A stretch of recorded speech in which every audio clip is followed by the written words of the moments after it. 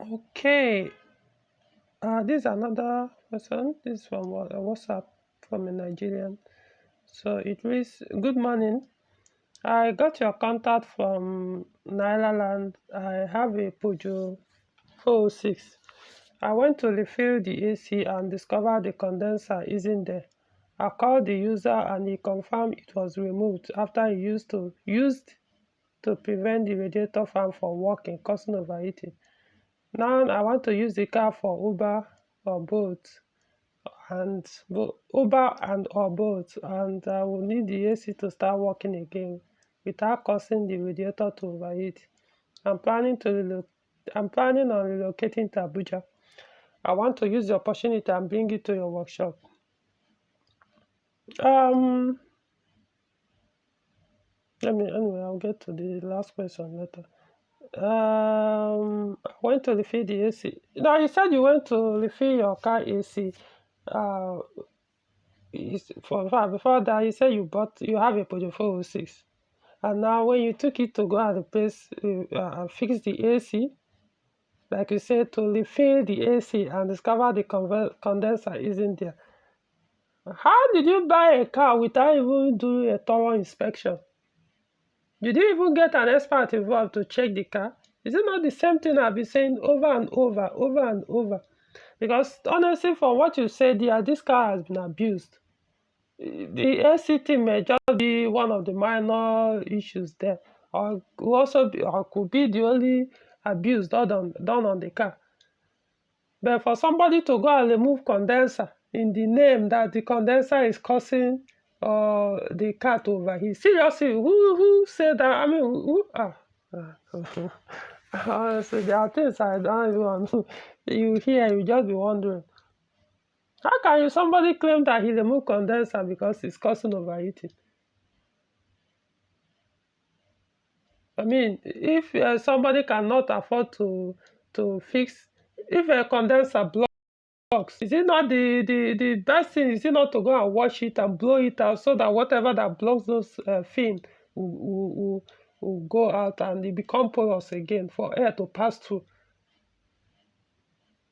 So if the only solution to the previous user is to remove condenser because it's dirty and or he believes it's blocking air or proper air or enough air from passing through into the engine, then the person probably must have removed almost every working thing in that vehicle. Once he says that something is not working, instead of it to fix it and replace it, he will remove it. So what do you expect from such a car? And you went ahead to buy the car.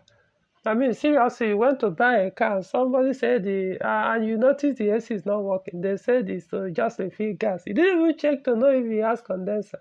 Ah, wow. You see, your problem is, trust me, that car, your issue will not be just the condenser that is removed.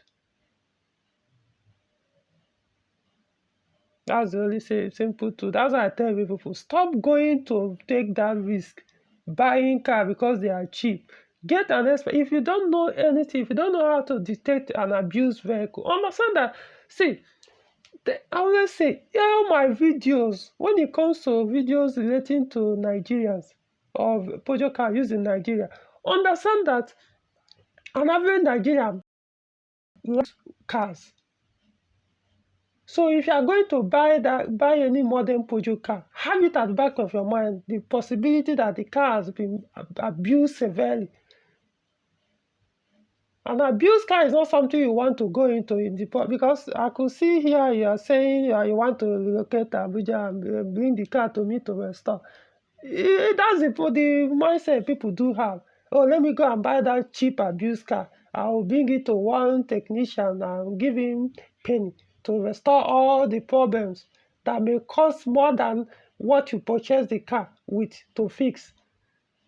There are some issues. There are some severe or dead 406 that may cost close to ₦1 million to put it in order. There are some 406 I've seen that if the person want to fix that car, put it in order in a good condition, is going to spend close to, if not more than ₦1 million. To understand, that's why I tell people, don't go and put your hand there and you start expecting miracles. So I don't know. As far as I'm concerned, condenser has no business with car overheating issue.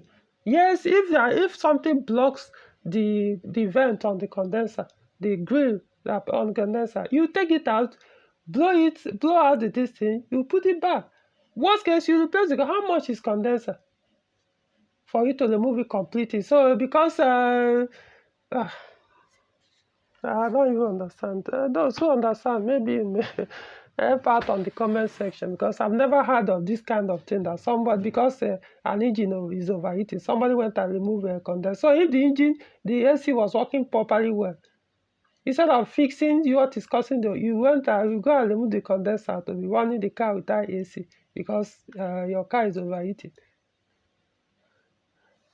So, like I said, you may have a lot of issues to deal with on that car than just that AC. Because like I said, the attitude of a user on a vehicle, the maintenance culture, or the usage of a vehicle will determine the condition of the car.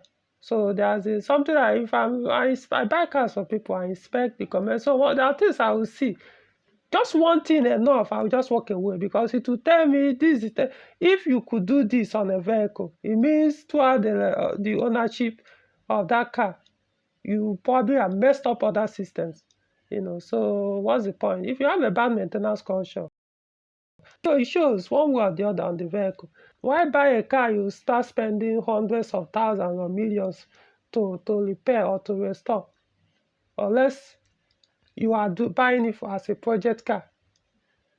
If you don't, then go and put it. Better you add that small more money. It may not even be up to that, and then buy one that you don't need to spend all those money on to fix. So that's the only thing. As for relocating, beginning to a workshop, I've been saying, guys, I don't run a workshop. I don't run a workshop. So what I do is I only focus on clients.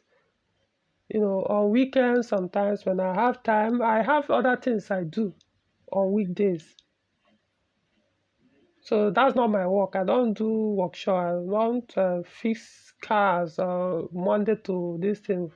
So what I do is on weekend when I have the time, any weekend I have time, or if any of my clients' car needs some repairs or diagnosis, yes, I do get involved, as long as the car is in Abuja and the person will want me to, to put myself, give the vehicle attention or look into it. Yes, I bring out myself. I create out time during the weekend to do it.